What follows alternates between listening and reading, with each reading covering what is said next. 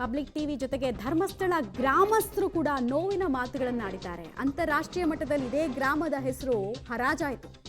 ಆರೋಪ ಮಾಡೋರ ಉದ್ದೇಶ ಏನು ಅಂತ ನಮಗೆ ಗೊತ್ತಿಲ್ಲ.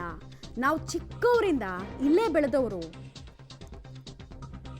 ನಮಗೂ ಆ ರೀತಿಯಾದಂತಹ ಯಾವ ವಿಚಾರಗಳು ಇಲ್ಲಿ ಆದ ಬಗ್ಗೆ ಗೊತ್ತಿಲ್ಲ. ಧರ್ಮಸ್ಥಳದ ಹೆಸರು ಹಾಳು ಮಾಡುವ ಪ್ರಯತ್ನಗಳಿವೆಲ್ಲವೂ ಕೂಡ ಅಂತ ಷಡ್ಯಂತ್ರಕ್ಕೆ ಜನ ತುಪುಕ್ಕಂತ ಉಗಿತಿದ್ದಾರೆ ಬೇಸರದಿಂದ.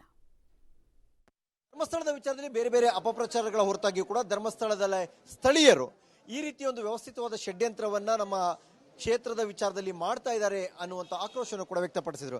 ಹಾಗೆ ಸಹಜವಾಗಿ ಏನಂತಾರೆ ಸ್ಥಳೀಯರು ಅನ್ನೋದು ಕೇಳಲಿಕ್ಕೆ ನಾವು ಬಂದಿರೋದು. ಸರ್, ಮೊದಲನೇದಾಗಿ ಧರ್ಮಸ್ಥಳದ ವಿಚಾರದಲ್ಲಿ ಸುಮಾರು ಬೇರೆ ಬೇರೆ ವಿಡಿಯೋ ಮಾಡಿದ್ದು ಅದು ಇದೆಲ್ಲ ಇತ್ತಲ್ಲ, ಏನಂತೀರಿ ಸರ್? ಎಲ್ಲ ಸುಳ್ಳು ಸರ್, ಸುಳ್ಳು. ಸುಳ್ಳು. ಏನಕ್ಕೆ ಯಾರು ಮಾಡ್ತಾ ಇರೋದು? ಯಾರು ವ್ಯವಸ್ಥಿತವಾಗಿ ಅಪಪ್ರಚಾರ ಮಾಡ್ತಿದ್ದಾರೆ? ಏನು ಅಪಪ್ರಚಾರ ಸರ್. ಕಾರಣ ಏನು? ಕಾರಣದಿಂದ ಧರ್ಮಸ್ಥಳದ ಕೆಟ್ಟ ಹೆಸರು ತರಬೇಕಂತ ಅಷ್ಟೇ. ಹೆಸರು ತರಬೇಕು ಅಂತ. ಸರ್, ತಾವೇನಂತೀರಿ ಸರ್? ಧರ್ಮಸ್ಥಳದ ವಿಚಾರದಲ್ಲಿ ಇಷ್ಟೆಲ್ಲ ಅಪಪ್ರಚಾರ ಆಯ್ತು, ಈಗ ತನಿಖೆ ಒಂದು ಹಂತಕ್ಕೆ ಬಂದಿದೆ, ಏನು ಇಲ್ಲ ಅಂತ ಆಯ್ತು, ಏನಂತ? ಎಲ್ಲ ಇದು ಷಡ್ಯಂತ್ರ ಸರ್.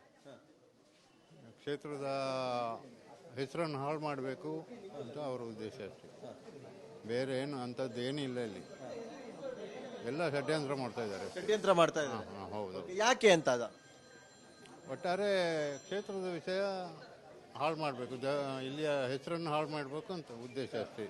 ಓಕೆ, ಹೆಸರನ್ನ ಹಾಳು ಮಾಡಬೇಕು ಅಂತ ತಾವು ಏನಂತೀರಿ ಸರ್? ಯಾಕೆ ಇದೆಲ್ಲ ಈ ಒಂದು ಅಪಪ್ರಚಾರ ಇಷ್ಟೆಲ್ಲ ಸುದ್ದಿ ಆಯ್ತು? ಏನು ನೋಡಿ, ನಾನು ಶ್ರೀ ಕ್ಷೇತ್ರ ಧರ್ಮಸ್ಥಳದಲ್ಲಿ ಹುಟ್ಟಿ ಬೆಳೆದಿದ್ದೇನೆ. ಇವತ್ತಿನವರೆಗೂ ನಮಗೆ ಇಂಥದ್ದೊಂದು ಘಟನೆ ನಮಗೆ ಗೊತ್ತಿಲ್ಲ. ಯಾಕಂತೇಳಿ ಶ್ರೀ ಕ್ಷೇತ್ರ ಧರ್ಮಸ್ಥಳದ ನನ್ನ ತಂದೆ ಇಲ್ಲೇ ಸೇವೆ ಮಾಡ್ತಾ ಇದ್ದವರು. ಈಗ ಅವರಿಗೆ 80 ವರ್ಷ. ನಾವು ಹುಟ್ಟಿದಾಗಲಿಂದ ಇಲ್ಲೇ ಕ್ಷೇತ್ರದಲ್ಲಿ ಇದ್ದೇವೆ. ಒಳ್ಳೆ ನಿಯತ್ತಿನ ಸ್ವಾಮೀಜಿಯವರು ಸಹ ಒಂದು ಸಣ್ಣ ಮಗುವಿನ ಥರ ಅವರ ಮನಸ್ಸು ನಮಗೆ. ಅಂಥದ್ದು ಘಟನೆ ಬಗ್ಗೆ ನಮಗೆ ಏನು ಗೊತ್ತಿಲ್ಲ.